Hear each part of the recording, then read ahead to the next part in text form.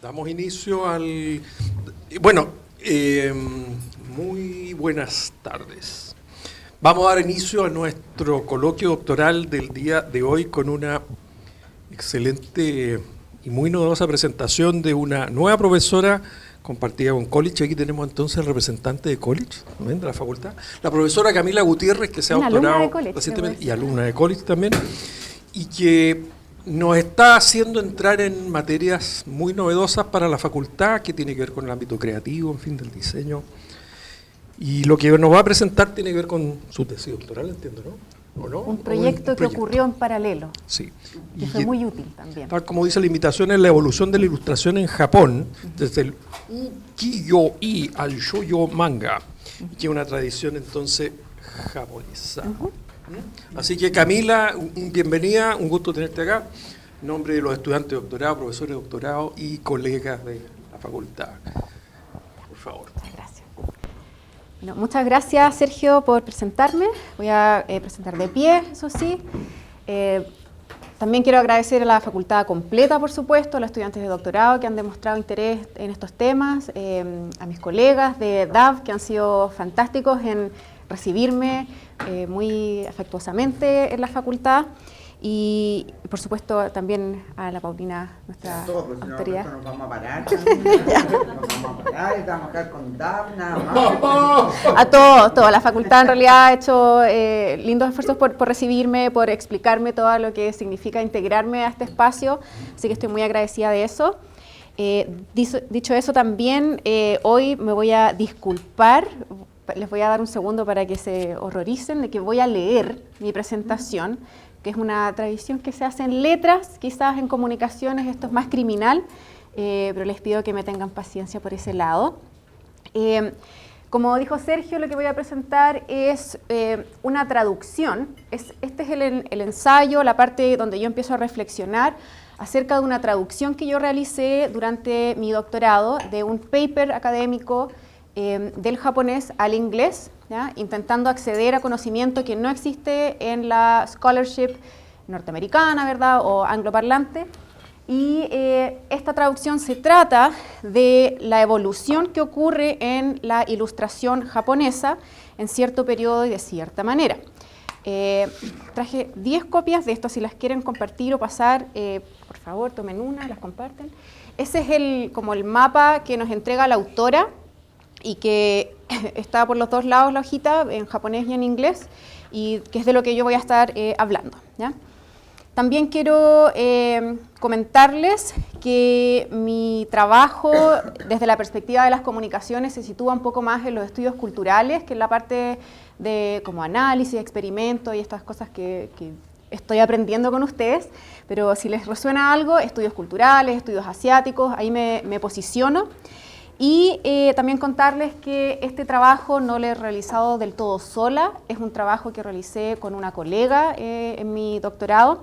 Su nombre es Kendra McDuffie, que es actualmente investigadora y profesora en la Universidad Estatal de Pensilvania y próximamente, porque se acaba de ganar su postdoc, en la Universidad Estatal de Arizona. Tiene un doble título en literatura comparada y estudios asiáticos y, como mencioné, fue mi compañera en este trabajo que les voy a presentar hoy. Un poquito más de mí también. Como saben, soy profesora asistente en Artes y Humanidades en College y en la Facultad de Comunicaciones. Aquí en la diapositiva les puse algunos de los temas con los que trabajo y especialmente acá voy a dedicarme al área de los videojuegos, ¿ya? Especialmente cuando me empiezo a conectar más con los estudiantes del doctorado, con el pregrado. El próximo semestre voy a estar enseñando el curso de videojuegos en San Joaquín en una sección nueva. Así que por ese lado me van a conocer, pero hoy les voy a presentar un poco de la faceta con la que me formé, con la que crecí, me convertí en un académico adulto, ¿ya? También pueden ver ahí que tengo un doble doctorado con literatura comparada y estudios visuales, y es la parte de estudios visuales que quizás también vamos a nutrir más, o voy a nutrir más estando en este espacio académico. Y por último contarles que mi tesis doctoral se titula The Origins, Migrations and Queer Imaginations of Women's Comics Cultures. Fue una tesis doctoral dedicada al cómic desde una perspectiva global y si bien hoy existe catalogada en la web, está con un embargo en la Universidad Estatal de Pensilvania porque eventualmente voy a publicar de ahí, así que no está pública, pero si desean escanear ese QR la pueden descargar solo por hoy las personas de la Universidad Católica, ¿ya? Si no es ahora, por último después de la charla, sepan que pueden acceder ustedes por lo menos. Solo por hoy. Solo por hoy. Es como, si quieren sapear, ¿qué hago? Sapear, ya, ahora sí. Entonces, voy a empezar a leer.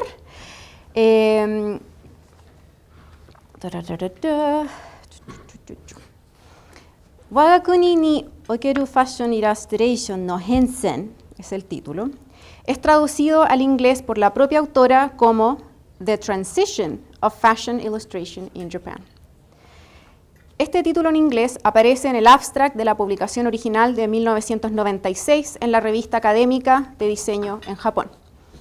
Si bien esta es una traducción que acompaña al artículo, es clave destacar que el título en japonés nunca menciona a Japón por su nombre, sino que comienza con Wagakuni, que se traduce como nuestro país, no dice Japón. En inglés se leería más bien como Our Country's Fashion Illustration Evolution. Subrayo, Our Country, nuestro país. Nakazawa Sachiko, la autora, dirige esta pieza a una audiencia japonesa, académica, mostrándoles en primera instancia un mapa cronológico de cómo se desarrolla el inventario visual de la ilustración de modas, partiendo desde la tradición premoderna hasta el periodo contemporáneo. Luego, narrando por el recorrido de este mapa que ustedes tienen en sus manos, Nakazawa destaca las principales técnicas que los autores japoneses fueron desarrollando para retratar el cuerpo y describe cómo estas técnicas reflejan visiones artísticas, propósitos editoriales, necesidades industriales o intenciones políticas de cada momento. De este modo, la autora demuestra que la ilustración de modas no estuvo exenta de la metódica occidentalización/modernización que la visualidad japonesa experimentó desde el siglo XIX y que afectó a todas las otras áreas del arte y del saber. Por medio de esta investigación, Nakazawa desmitifica la ilustración de modas como un producto superfluo de calidad estrictamente comercial, demostrando que la ejecución estudiada del dibujo negocia las cambiantes demandas culturales del contexto nacional. Con una perspectiva histórica de la ilustración, Nakazawa además entrega información clave para el análisis de la autopercepción y la autorrepresentación del cuerpo en la ilustración sartorial de su país. Dado que mi acercamiento a su investigación es desde los estudios de cómic, dentro de una investigación sobre el aparato estético del shoujo manga o los cómics de niñas en Japón, esta última parte sobre el cuerpo es la que más me interesa y la que voy a discutir hacia el final de la presentación de hoy. Respecto de la relevancia de este estudio, es un estudio especialmente valioso dado que a fines del siglo XX, tanto la Academia Japonesa como la internacional prestaron muy poca atención a la producción artística de Japón que ocurrió a partir del periodo Meiji. Meiji sería 1868 en adelante, dejando un vacío histórico y por ende también teórico que apenas comienza a llenarse. Para poner esto en perspectiva, a pesar de que la visualidad japonesa moderna tiene una tremenda presencia a nivel global hoy en día, Murakami Takashi y su teoría del superflat es prácticamente el único formulamiento teórico que entrelaza el arte visual premoderno y el contemporáneo en un continuo. Incluso conceptos teóricos nacidos en el periodo moderno miran principalmente hacia atrás. Por ejemplo, el concepto de Iki, o refinamiento seductor, que es un concepto artístico, que fue desarrollado por Kukishu sobre los años 20, se interesa por el aparato estético de 200 o 300 años antes. O sea, siempre se teoriza el arte japonés mirando hacia atrás. Y tiene este dejo de nostalgia, en vez de observar las artes contemporáneas. Es apenas en la última década de los estudios académicos de la visualidad japonesa de este siglo, del siglo anterior, perdón, que comienza a ser estudiada con este ojo crítico. El académico Thomas Reimer ofrece algunas ideas de por qué existe esta carencia. Primero, todavía hacia fines del siglo XX, los mismos historiadores del arte japoneses no consideraban el arte moderno local o nativo como un objeto de estudio serio, y la mayoría de los libros de arte japonés terminaban con la apertura de Japón a Occidente durante Meiji. o a lo más llegaban a estudiar como el arte de los 1912, 15, por ahí. No solo Reimer comenta esto, también esto lo ha comentado Haruo Shirane, que es un investigador muy establecido también, y que toma constancia de este problema que ha heredado la academia contemporánea. Reimer explica que hasta los 1970s perduró en la comunidad crítica internacional la idea de que el modernismo occidental ofrecía las formas de arte superior, y por lo tanto el arte japonés, que había pasado los últimos 90 años aprendiendo a dominar la estética occidental, parecía derivativo o inferior, o carente de originalidad. Fue bien entrada la posmodernidad que comenzaron a cambiar estos parámetros y se comenzó a valorar la combinación de estilos e ideas occidentales y nativas que anteriormente hacían ver al arte japonés como inferior. O sea, en la posmodernidad esto se vuelve muy interesante. Y de repente las mismas obras artísticas de Japón ya no eran derivativas, eran geniales. Reimer concluye que si los historiadores del arte supieran tanto del arte japonés como saben de pintura francesa o de la arquitectura de las catedrales europeas, sería imperante el surgimiento de teorías del arte que incluyan el periodo post-Meiji, 1868 en adelante.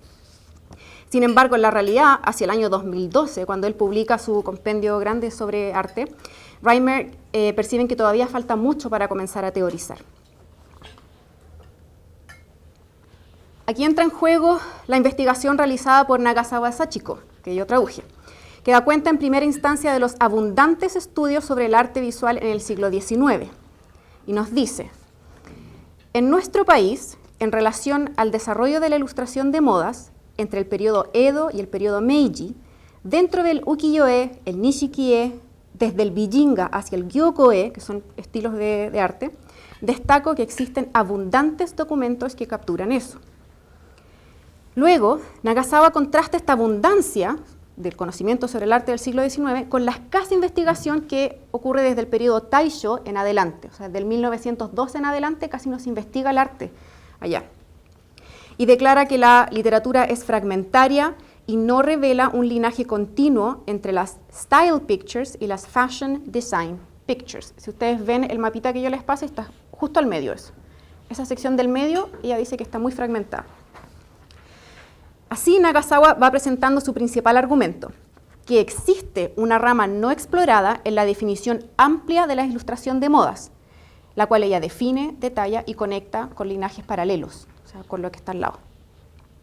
En el artículo en cuestión, Nagasawa entrega un completo linaje artístico que parte de los últimos años del periodo Edo y comprende hasta los primeros años del periodo Heisei.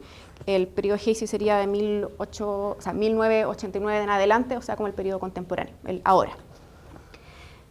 Ella elucida la relación entre las escuelas reconocidas del arte, como el Shinkankaku Yo-Yoga, o escuela de la imagen lírica, con géneros visuales populares, publicitarios o industriales, como son el shoujoga, el shoujo manga, el diseño de pósters o los patrones para confección textil.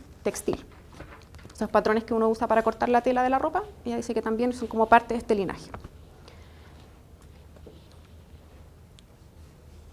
Respecto al contexto histórico, para situar bien la contribución de Nagasawa, es necesario revisar algunas de las políticas relacionadas al arte que se dieron en momentos históricos. Voy a hablarles principalmente esta vez sobre el Bunmei Kaika, o el periodo de la Ilustración en Japón. El Bunmei Kaika es el nombre que se le da al proceso de modernización y occidentalización que ocurrió principalmente durante el periodo Meiji, aunque este no fue el primer intento por importar nociones de arte occidental, por supuesto. Un siglo antes de la restauración del emperador, en el inicio del Bunmei Kaika, el shogunato ya había fundado el Instituto de Estudios Occidentales, Gakuku-kyoku, en donde pintores japoneses podían aprender técnicas de dibujo y pintura occidentales revisando libros importados de China, Corea y Holanda. Un siglo después, en los 1850s, cuando el oficial naval Matthew Perry firmó el Tratado de Kanagawa y forzó la apertura de Japón, no debería ser sorpresa entonces que se fundó la Escuela Técnica de las Artes, o Kobo Bijutsu Gakko, en 1876. Como detalla la historiadora del arte Yamanashi Emiko, 3 artistas italianos fueron invitados a enseñar en esta escuela, uno en pintura, otro en escultura y otro en arquitectura.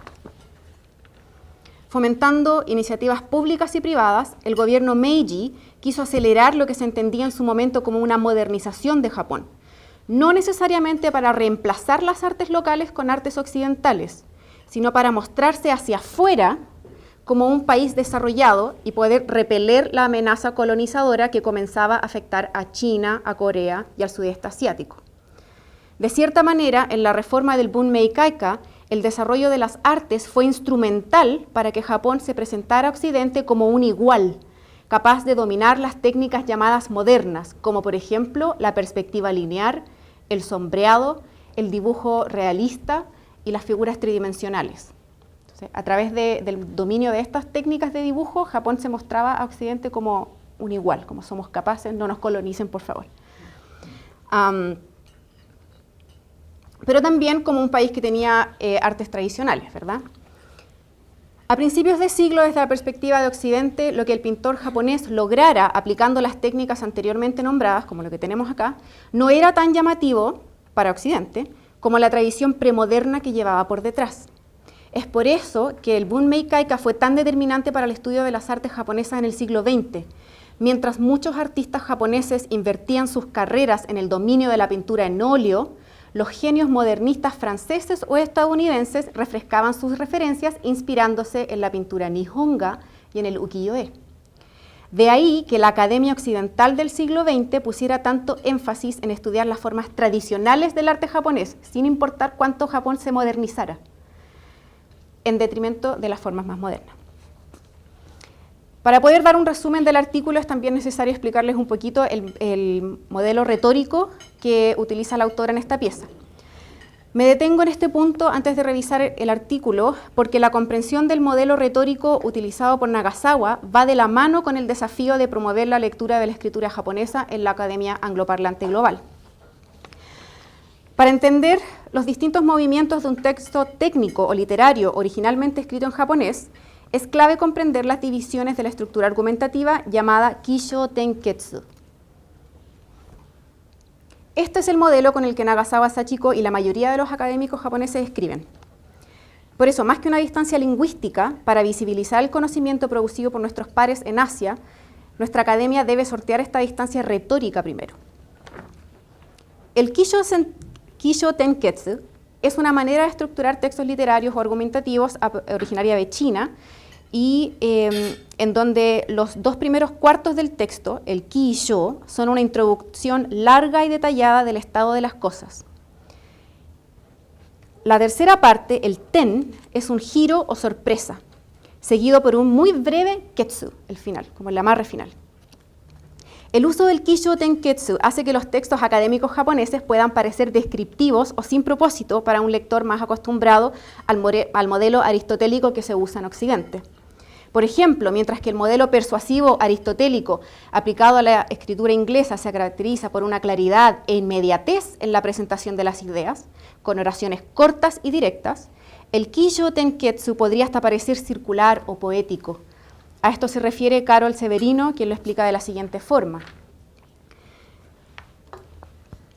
Un hablante nativo del inglés puede percibir que los hablantes nativos asiáticos, cuando escriben en inglés, escriben de forma muy poética, pues están acostumbrados a la escritura transaccional y aterrizada que se les enseña a los estudiantes estadounidenses, por la preferencia a instrucción de un estilo claro y plano que no contiene imágenes, metáforas o referencias a la naturaleza.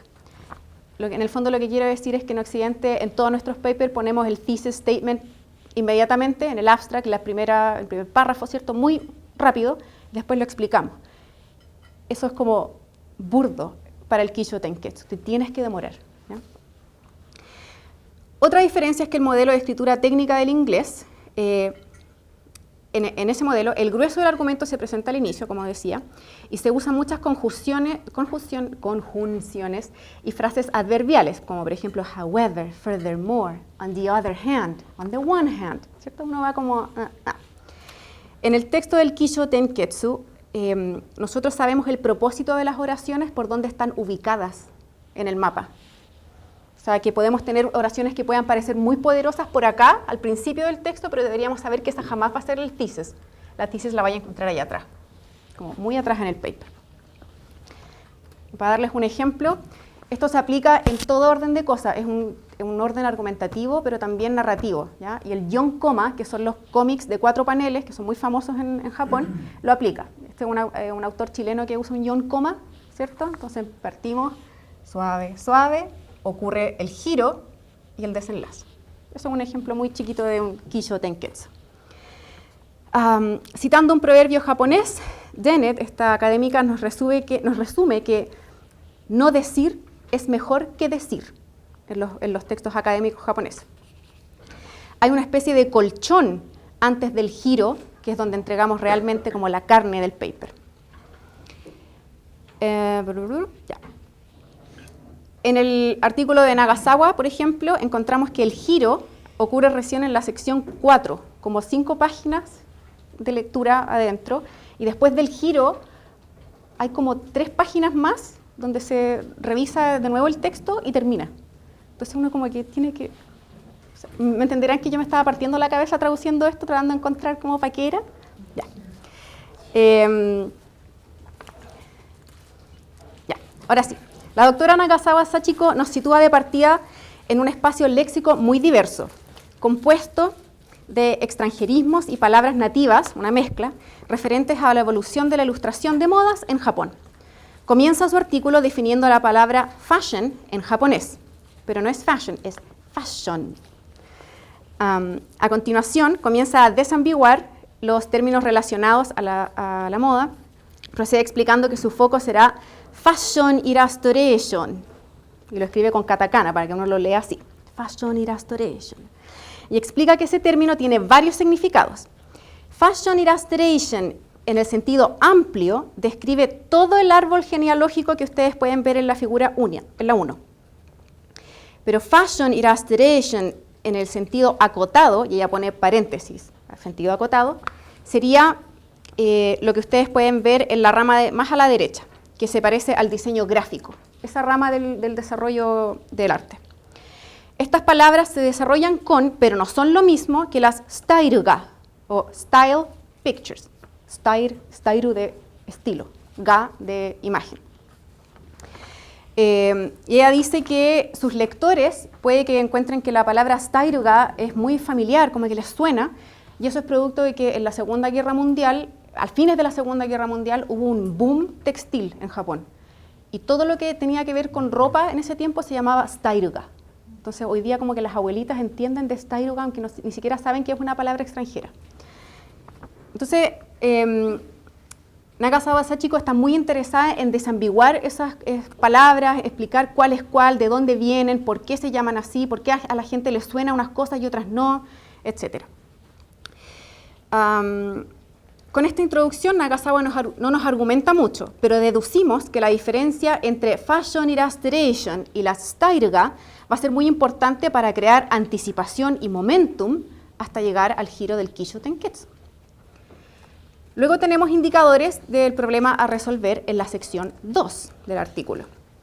Ahí Nagasawa nos introduce el concepto de yo-yoga o imágenes líricas, sin decirnos qué son, y nos cuenta que este género ha sido históricamente estudiado por separado de las fashion illustration, en el sentido chiquitito, o sea, como el diseño gráfico. También nos dice que estas dos ramas de la ilustración no están solas, sino que existe una tercera rama que no ha sido explorada, la rama de las style-ga, que, como les dije, está al medio de la hojita. Pero lo más importante que nos dice en esta sección es que, comillas, podemos ubicar los orígenes de la fashion illustration en el sentido amplio, o sea, los orígenes de todo el mapa, en el ukiyo-e del periodo Edo, y nos entrega ese mapa de la figura 1. Nagasawa no se toma el tiempo en este artículo para desempacar lo que significa ese detalle, pero lo pone en la cúspide de su árbol genealógico de la ilustración de modas, indicando una vez más que su artículo va a proponer un cambio de paradigma. ¿Por qué es tan importante que el ukiyo-e aparezca como el origen de todo lo que viene después? ¿Y qué es el ukiyo-e en primer lugar? Los ukiyo-e son grabados hechos con planchas de madera y que fueron muy populares en el periodo premoderno de Japón, especialmente en el periodo Edo, que comprende desde 1601 hasta 1868, o sea, 400 años de historia. La técnica del ukiyo-e es especialmente famosa porque permitía producir múltiples copias de la misma ilustración a muy bajo costo. O sea, una vez que tú generabas la placa de madera, podías seguir sacando impresiones y distribuirlas y venderlas. Entonces la gente compraba pósters como de las celebridades favoritas, de los luchadores de sumo, de las cortesanas. Era papel que la gente podía poseer, a diferencia de Europa en el medioevo, que la gente no poseía imágenes, ¿no? Entonces el ukiyo-e naturalmente es como muy popular. Y era de acceso fácil a cualquier estrato social. Las temáticas de los ukiyo-e están especialmente relacionadas al mundo del entretenimiento, la publicidad, la moda y la bohemia, del 1600 en adelante. Así que también se les conoce como pinturas del mundo flotante. Sin embargo, como mencioné anteriormente, la Academia de los Estudios Japoneses, tanto en Occidente como en Japón, suele pensar la visualidad japonesa como dividida entre lo premoderno y lo moderno. Entonces, pese a que el ukiyo-e fue la forma dominante para representar personas, cuerpos y moda en el Japón premoderno y hasta fines del siglo XIX, los estudios de cultura visual japonesa han sido muy temerosos cuando se trata de atribuir una influencia premoderna a las artes populares contemporáneas. O sea, tenemos que pensar que toda la gente poseía ukiyo-e, los compraban, los intercambiaban, los coleccionaban, eran como los álbumes, ¿ya? Y los historiadores del arte japonés dicen así como, no, pero el ukiyo-e no influenció nada del arte moderno. O sea, como que en 1868, cuando empieza Meiji, hay un corte y nadie aprendió nada de uno del otro, que es algo absurdo. El artículo de Nagasawa atraviesa esta división de lo premoderno y lo moderno, uniendo géneros de la ilustración popular, como el cómic o el dibujo técnico, con la ilustración lírica y el ukiyo-e, dándonos un linaje muy robusto y bien documentado en esta relación. Vamos a dejarla ahí. A lo largo de la sección 3 del artículo, Nagasawa nos explica que el ukiyo-e del siglo XVII al siglo XIX derivó en formas semimodernas como el kaika-e, el gyoko-e y el bijinga. Estas son ilustraciones también hechas con planchas de madera, aunque a veces coloreadas a mano alzada, que retratan paisajes urbanos o naturales, visitas imperiales que muestran las nuevas modas occidentales, o retratos de mujeres hermosas del mundo del comercio sexual y el entretenimiento. Estas ilustraciones derivan en 3 ramas de la ilustración, según Nagasawa. La primera corresponde a las ilustraciones líricas o yo-yoga. La segunda, que está al lado de allá, corresponde a la ilustración de modas en el sentido acotado, fashion illustration, chico, representado por los pósters bijinga y que eventualmente dieron origen al diseño gráfico publicitario en Japón. Y la tercera rama corresponde a las stairuga, más bien representado por los hinagatabon o libros de patrones y de kimonos premodernos. Sobre la primera rama de desarrollo, el yo-yoga o arte lírico se le atribuye famosamente al ilustrador Takehisa Yumeji, eso es como ampliamente sabido en Japón, cuya obra sirvió de inspiración a ilustradores como Kashō y Koji, entre otros, que a su vez fueron integrándose a una industria más infantil, dejando el yo-yoga de lado con el tiempo. Sin embargo, Nagasawa explica que el yo-yoga como género tuvo varias muertes y renaceres a lo largo del siglo XX, que eso es algo que la gente por lo general no reconoce, y que hoy en día los ojos grandes y los cuerpos alargados de las chicas líricas de Yumeji son directos precedentes del estilo Shinkankaku yo-yoga o la nueva escuela del arte lírico, también del shoujo manga y del shoujo anime. O sea, si vemos estas monitas de anime con los ojos grandes, las piernas muy largas, ella dice, esas son hijas de Yumeji. O sea, no podemos decir que el yo-yoga se murió, sigue existiendo. Como nota personal, yo conocí la investigación de Nagasawa porque estaba precisamente buscando de dónde provenía la cultura de diseñar las monitas en los cómics de esa manera. Y con esta información atmosférica que tienen los cómics infantiles de niña, los shoujo manga, no sé si ustedes los conocen, sí, hay gente que está como así, ya. Tienen como muchas florcitas y brillitos y cosas así. En la segunda rama, que deriva del ukiyo-e, tenemos los pósters bijinga, que a mediados del siglo XX dan paso a lo que Nagasawa llama fashion illustration, en el sentido acotado. Aquí categoriza los panfletos promocionales, los pósters de las tiendas comerciales dedicadas al rubro textil, como la famosa tienda Parco, es como el Falabella de Japón, y las ilustraciones publicitarias de marcas de diseñador como DC Brand Pink House, o las ilustraciones como por ejemplo de Chanel o de Hermes, cosas así, ¿ya? En la tercera rama, Nagasawa teje por primera vez el linaje que deriva de los catálogos de kimono del periodo premoderno, que existen en paralelo a las revistas de moda durante la transición a la modernidad, y que daría origen a mediados de siglo a regulaciones técnicas e incluso legislación referente al dibujo de la figura humana en el mundo editorial japonés. Nagasawa cuenta con el capital cultural de sus lectores japoneses, por supuesto, para no tener que explicar qué son los hinagatabon. Yo se los voy a explicar. Los hinagatabon son libros ilustrados que comenzaron a ser publicados con esta etiqueta en el año 1666, aunque este tipo de material existía en otras formas incluso desde el periodo Heian, o el periodo clásico, o sea, como del año 700 y algo, el año 800, una cosa así. Los hinagatabon son unos libros con ilustraciones de hermosos y complejos kimonos que las mujeres lectoras pueden elegir o combinar para mandar a confeccionar sus propios kimonos. Pero no solo aparecen kimonos en estos libros, sino también ilustraciones de mujeres luciendo estos modelos, como la mujer que tienen ahí a la izquierda. Agrego que estos podrían ser considerados los primeros géneros de la ilustración dedicada específicamente a la mirada femenina, porque los ukiyo-e eran retratos de cortesanas, eran para la mirada masculina. Estos son catálogos de moda del periodo premoderno. Esto es para que las mujeres se imaginen a sí mismas como las modelos. Volviendo a Nagasawa, ella explica que en el periodo Taisho, o sea, entre 1912 y 1926, la moda japonesa o wazuku dio la bienvenida a la ropa occidental, que se conoce por el término yofuku. Ahí.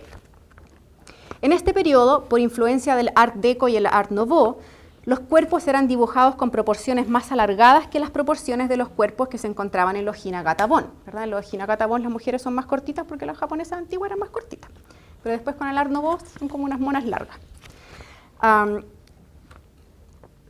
Sin embargo, este alargamiento del cuerpo fue prohibido durante el periodo de la Segunda Guerra Mundial.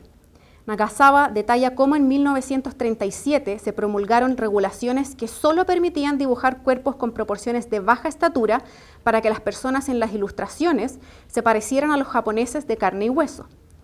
También, en línea con la austeridad requerida por la guerra, las revistas de modas solo enseñaban cómo reutilizar y reparar las prendas. Por eso, Nagasawa llama a estos años el periodo de estancamiento de la moda.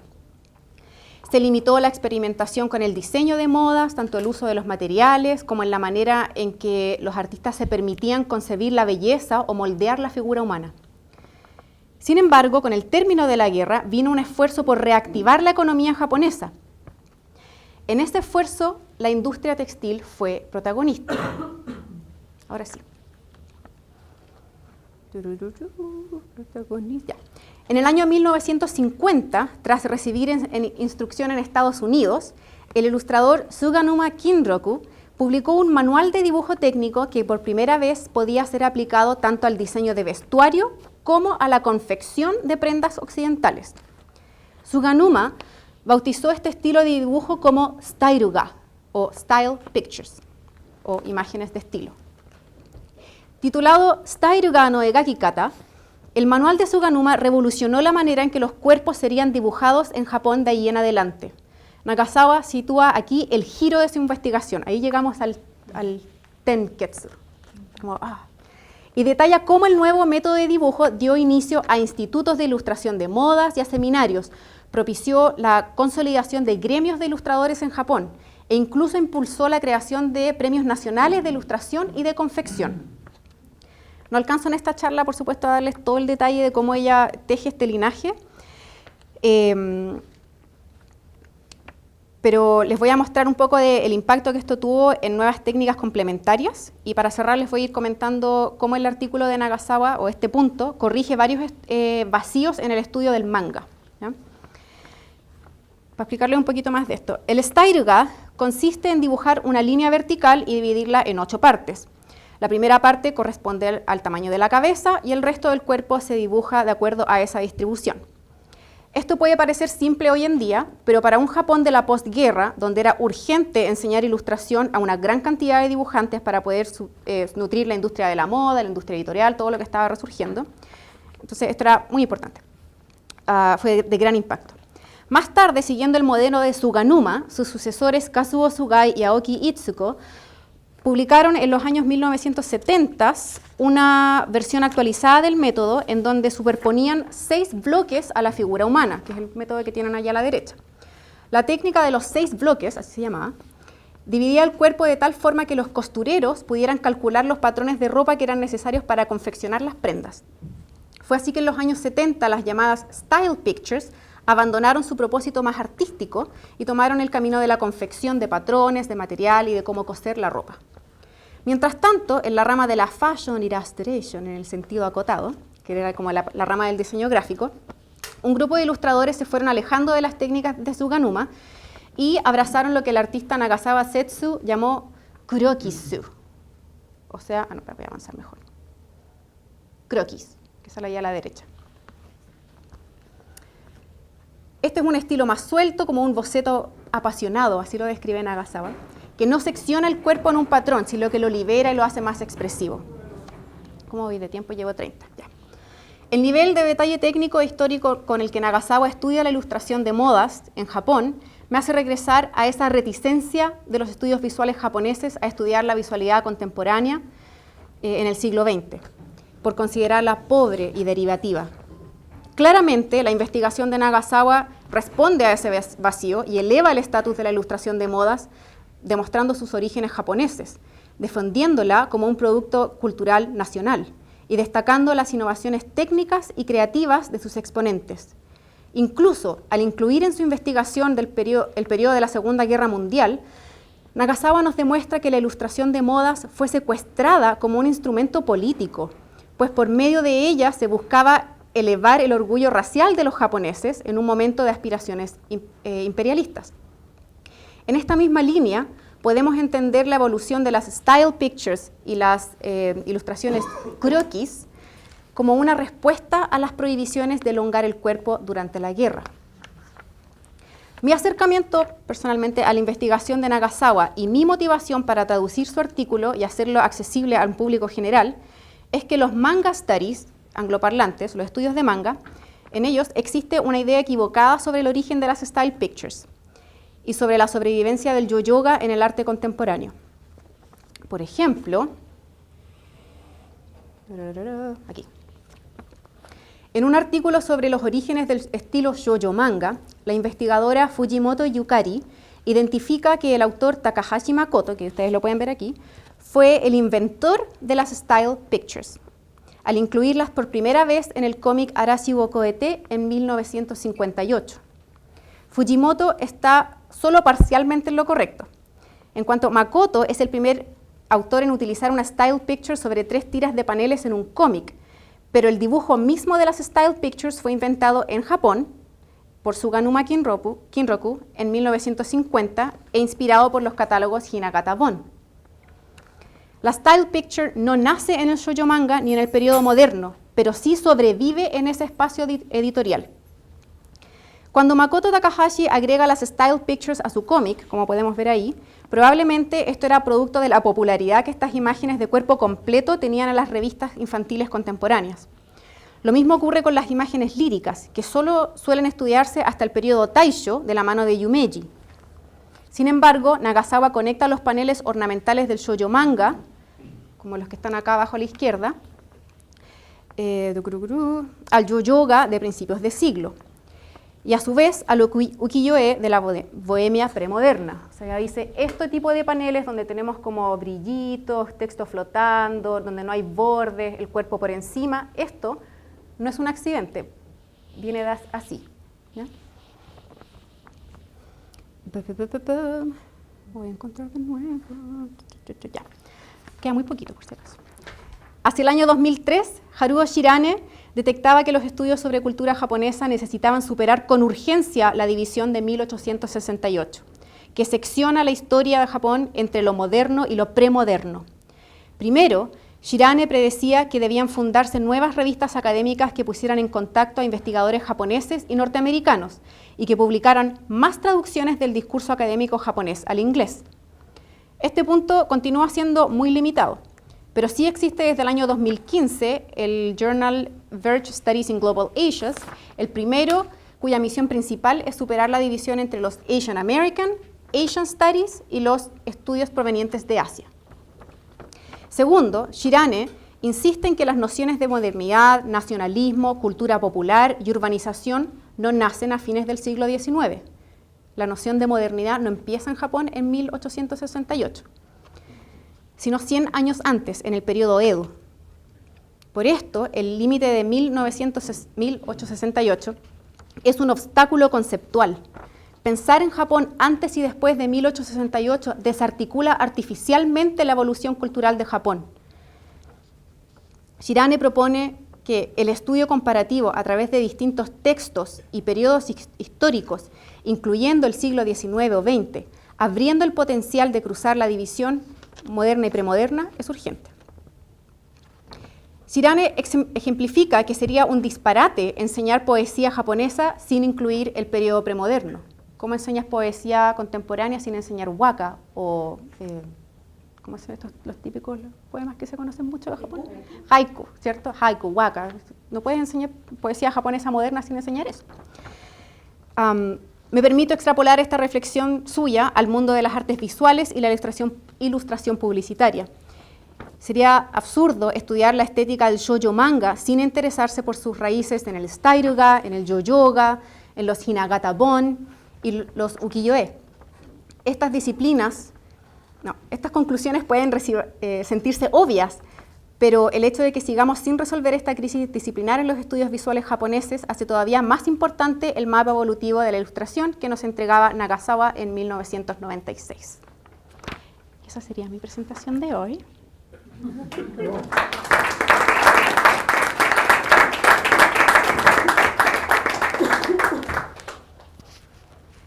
gracias, Camila. Si alguien quiere una pregunta o intervención, tiene que usar el micrófono. Estamos transmitiendo en vivo para todo el mundo y Japón incluido. Pues. De hecho, creo que tengo una amiga viéndolo de Japón, así que en realidad sí. O Gonzalo, ¿te parece Gonzalo? Y después Francisco, que está más lejos. Gracias, Sergio. ¿Cómo? ¿Qué hora es? ¿Como las 2 de la mañana? Mira, está ahí. Es que es chilena, entonces todas las cosas relacionadas a Chile ella se queda hasta tarde, las ve y participa. Hola Camila, muchas gracias por tu presentación. Me gustaría pedirte si puedes ahondar en la diferencia de los esquemas narrativos japonés, que tú entendí que decías que además tenía origen chino, ¿no? Y el aristotélico.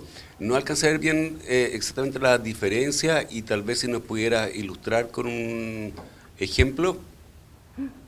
Ya. Gracias.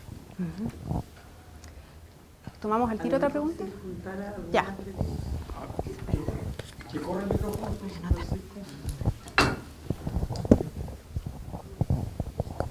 Muchas gracias, Camila, súper interesante la presentación.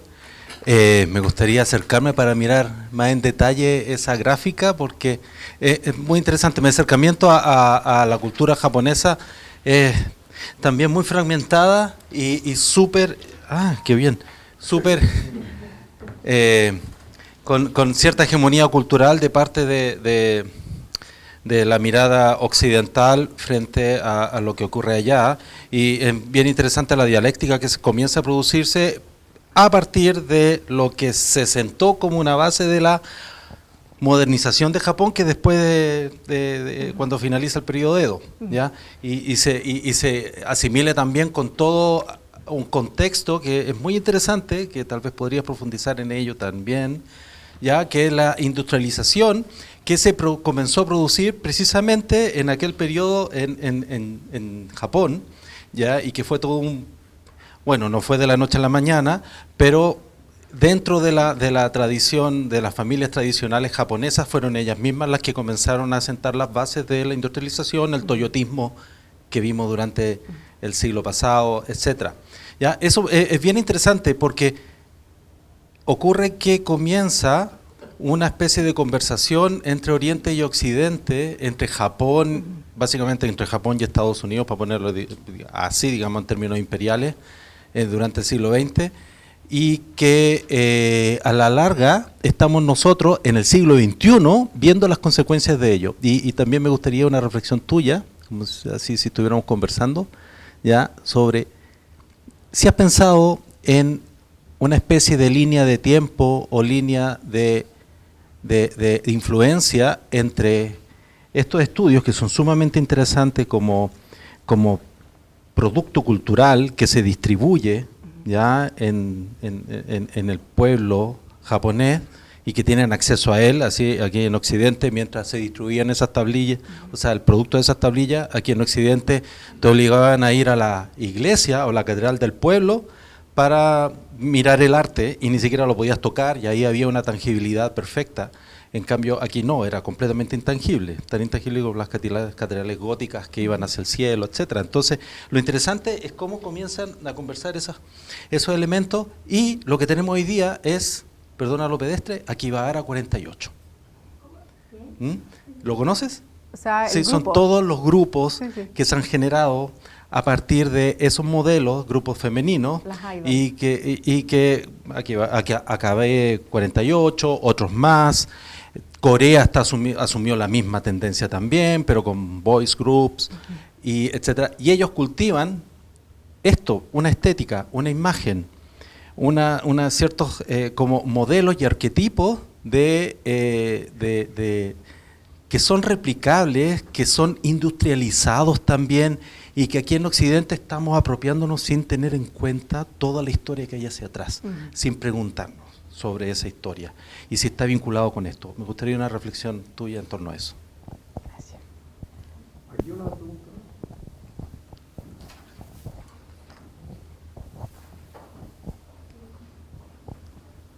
Hola, ¿se escucha? Es que no amplifica, graba. Ah, ya. Ya que primero quería felicitarte porque lo encontré muy interesante todo el tema y estaba intentando vincularlo mientras estabas hablando con lo que está sucediendo hoy en día con la moda que hay en Japón. Porque yo al menos encuentro que hay muchos estilos de moda en Japón últimamente, como hay un barrio y todo respecto a eso, y quería ver cómo se podría vincular, no sé si estar en el texto con tus conocimientos, como una rama quizás o de los orígenes de cómo llegó a ser lo que es hoy en día, porque igual ahora siento un poco separado como esto de justo después de que termine la Segunda Guerra Mundial con lo que se está viendo ahora, sobre todo en los booms que hubo en los 90 y en los 2000. Eso. Ya, puedo empezar a responder. Gracias. ¿Su nombre, disculpa? Gonzalo. Gonzalo. Ya, Gonzalo.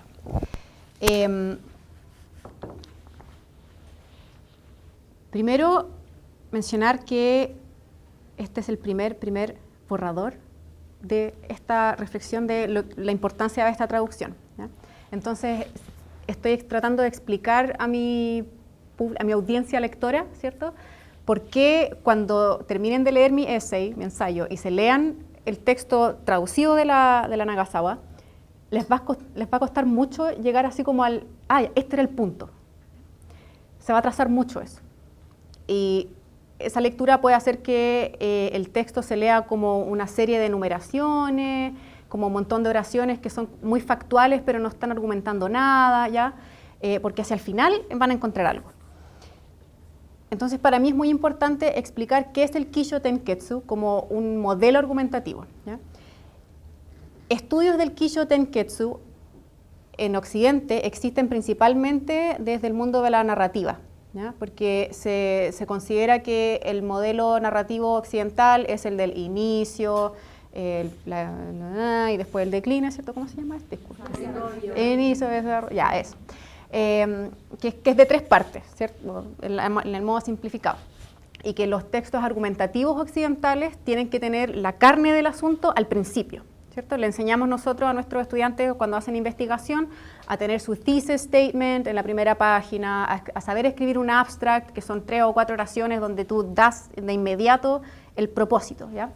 Eso, cuando se estudia en Occidente o sea, el Kisho Tenketsu, cuando se compara con Occidente, se compara principalmente desde el lado narrativo y no desde el lado de texto argumentativo o texto técnico, ¿ya? La única autora que yo he encontrado que compara eso realmente, como cómo le enseñamos a escribir a los estudiantes japoneses y a los estudiantes de doctorado en Occidente, es Joan Dennett. Joan Dennett llama el modelo occidental el modelo aristotélico, ¿ya?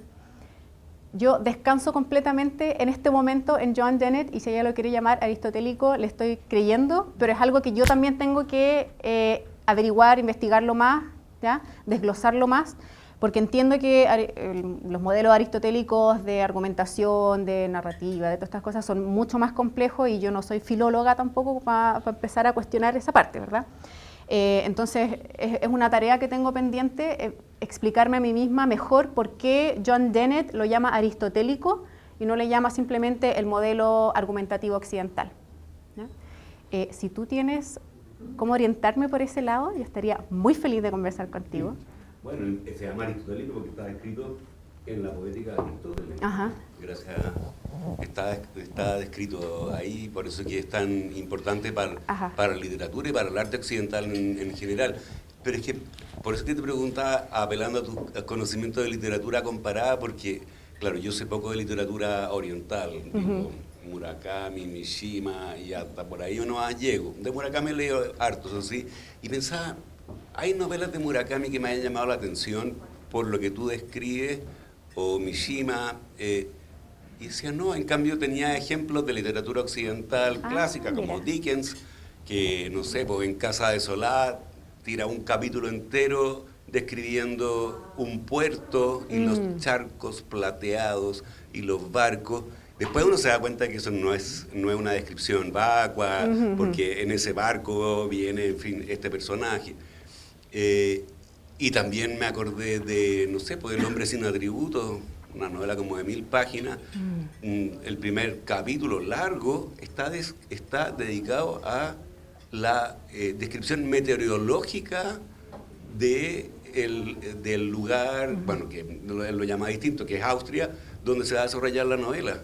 Entonces digo, también parece como una demora, ¿no? No va al punto. Sí. De hecho, esa novela es sobre Ulrich y esta acción paralela que uno nunca termina de enterarse. Son 1000 páginas, podría explicarlo, pero nunca llega a enterarse del todo. Entonces, por eso que quería que sea, si tú tenías ejemplos que me ilustraran mejor, porque en la curva que tú describiste, yo entiendo que las duraciones pueden ser distintas.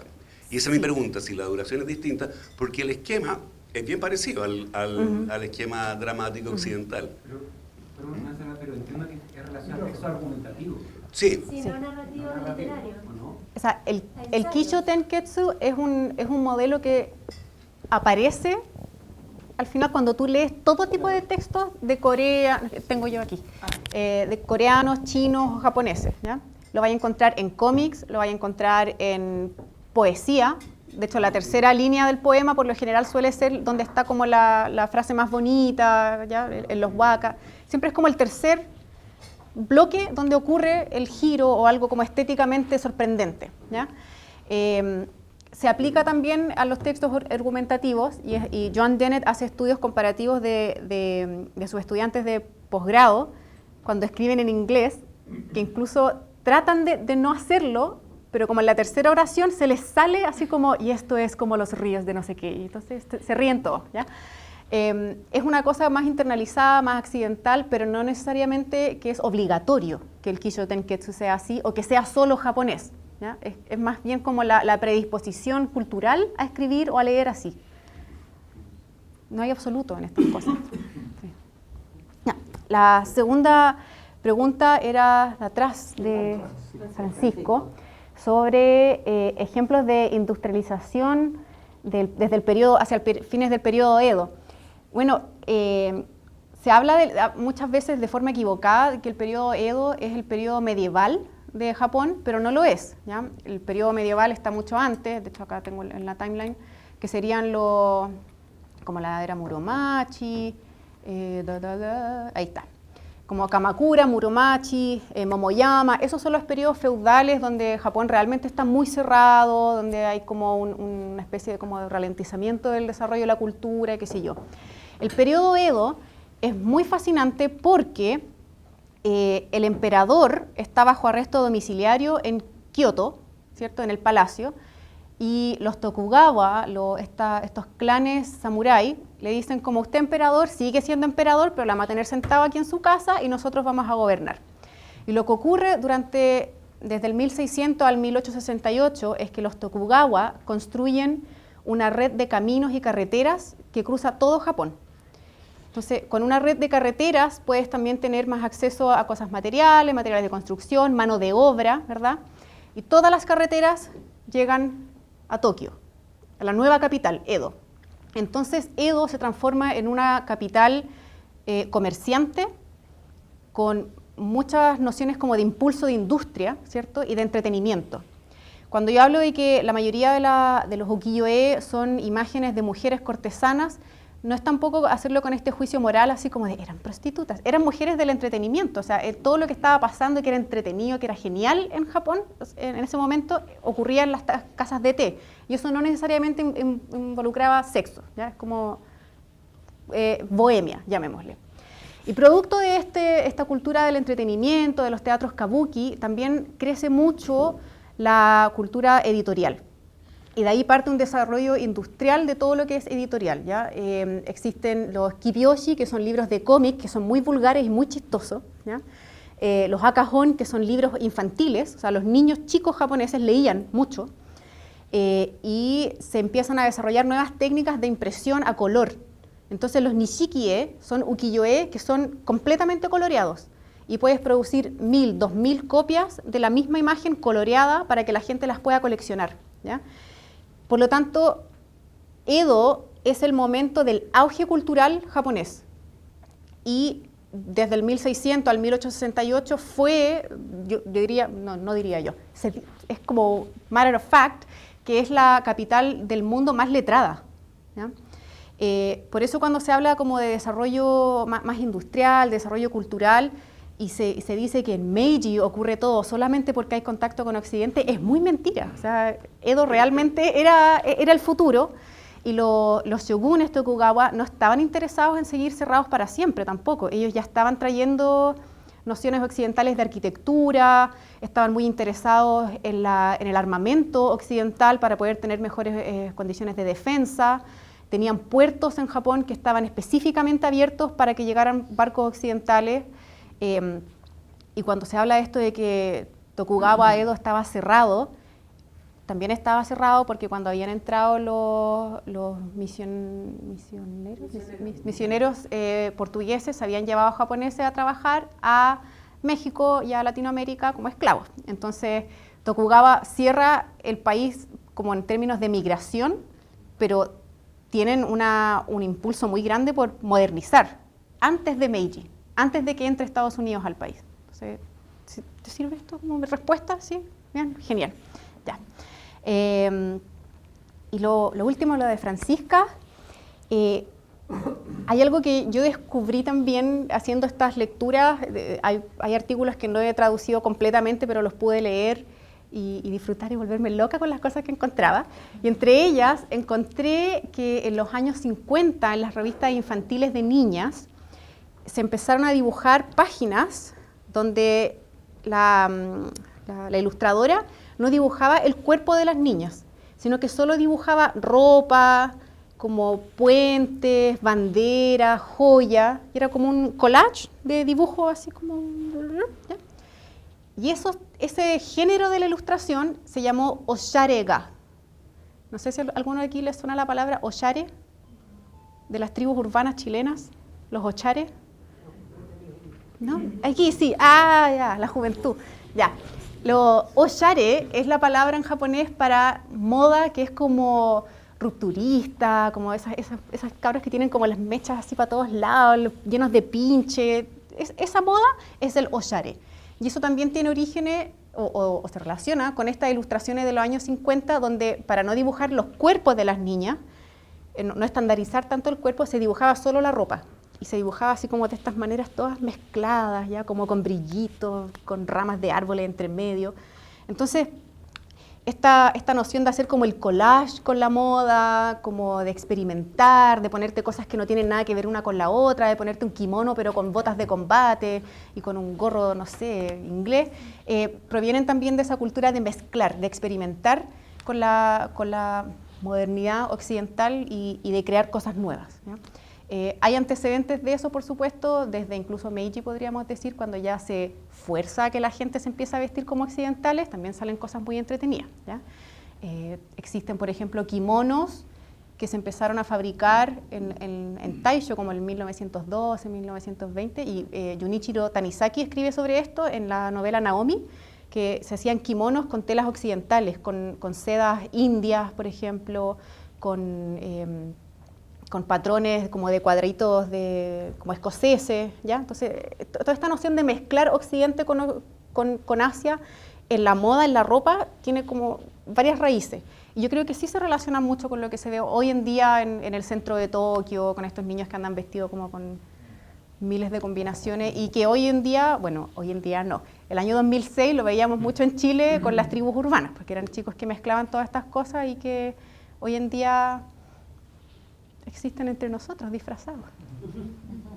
Bueno, muchas gracias, Camila. Se supone que estamos llegando a la hora, así que te agradecemos la presentación, muy interesante, gracias. Tengo para cerrar una cosa que me quedó dando vuelta a propósito de esta noción de hace muchos años, cuando yo me integré a la facultad hace 26 años, imagínate, una discusión sobre lo oriental y lo occidental. Yo venía llegando de un lugar en que América Latina no era considerada occidente, ¿ya? Uno tiene la ilusión de que es parte de un occidente civilizado, y la verdad las cosas es que en Japón o en Europa o en Estados Unidos consideran América Latina es otra cosa, es somos el un global basural, south, digamos, un basural, una cosa así. Entonces, a propósito de las estructuras narrativas y todo, me está acordando Valerio, que siempre se ha preocupado de la cultura oral latinoamericana. Quisiera preguntarte si dentro de tu trabajo, dentro de un esquema bien convencional de lo occidental, sobre todo en Estados Unidos, Pensilvania, y lo japonés, qué sé yo, que también es una de las grandes culturas del mundo, la tercera economía más grande además del planeta. ¿Cómo ves tú lo narrativo con la cuestión más latinoamericana, que tiene una densidad, una estructura que quizás no es ni aristotélica ni esta que tú decías? ¿Cómo ves tú esta relación? Pensando también esto, acabas de mencionar, de las tribus urbanas chilenas que reciclan desde una perspectiva de un tercer mundo botado a tigre, pero que no le da para tanto, ¿te fijas? Una pequeña reflexión con eso para ir cerrando. Ya. Me encanta esa pregunta, porque de eso se trata mi tesis doctoral, ¿ya? Hoy en día yo diría que hay un rango bastante amplio de cómics y de cuentos y de ficción, ¿verdad? Escrita en Latinoamérica, que captura muchas de estas influencias y que las hemos ido internalizando por medio del consumo de la cultura popular a través de la tele, de los cómics, gracias a que los mangas japoneses por lo general se traducen muy rápido en el mercado, en los grupos de los fans que hacen como piratería y scanlations, ¿ya? Entonces es algo de muy fácil acceso, donde Japón por lo general no pelea tanto con los copyrights, ¿ya? Y por lo tanto yo diría que hay un estrato social en Latinoamérica que suele ser el estrato más bajo, más popular, que ha consumido mucho más manga y manhwa coreano que literatura occidental, ¿ya? Y por lo tanto, hoy en día cuando vemos historias LGBT sobre personajes masculinos, jóvenes y hermosos que se enamoran, ¿ya? Vemos que muchas de las convenciones visuales de esos cómics son japonesas, son cómics que se ven japoneses. Y después tú los lees y resulta que se tratan sobre Santiago de Chile y Triple Nacional, un cómic fantástico que hoy sale en Webtoon, que es de la Pia Prado Bley. Se trata de dos jóvenes que se enamoran acá en la Católica y estudian en San Joaquín, y está dibujado completamente con el estilo coreano, ¿ya? Eso viene pasando, yo diría que hace unos 15 o 20 años, pero hoy en día son autores que llegan a tener contratos editoriales con gente como Webtoon, que están trabajando ya en DC Comics, y hay cómics de DC que son hechos por latinoamericanos y que se ven muy japoneses, ¿ya? Entonces hemos internalizado, creo yo, esta cultura, y eso quizás genera ansiedades a nivel universitario, especialmente cuando escucho de ilustradores chilenos o artistas de cómic chileno que les dicen que sus profes de la Católica o de la Chile les dicen que si dibujan monos chinos no están dibujando de verdad. ¿Ya? Genera mucha ansiedad, creo, ese fenómeno, pero creo que ya no tiene vuelta y que está generando recursos, está generando trabajo, y hoy en día cómics como el de Triple Nacional, de esta pareja de jóvenes hermosos enamorados, se vende incluso en forma física en el Jumbo, en la librería. O sea, ya estamos bien pasados el momento donde esto era quizás nuevo y creo que estamos ya bien internalizados en ello. Gracias. Bueno, muchas gracias. Muchas gracias y bueno, bienvenida a la facultad y gracias también a nuestro invitado especial del college.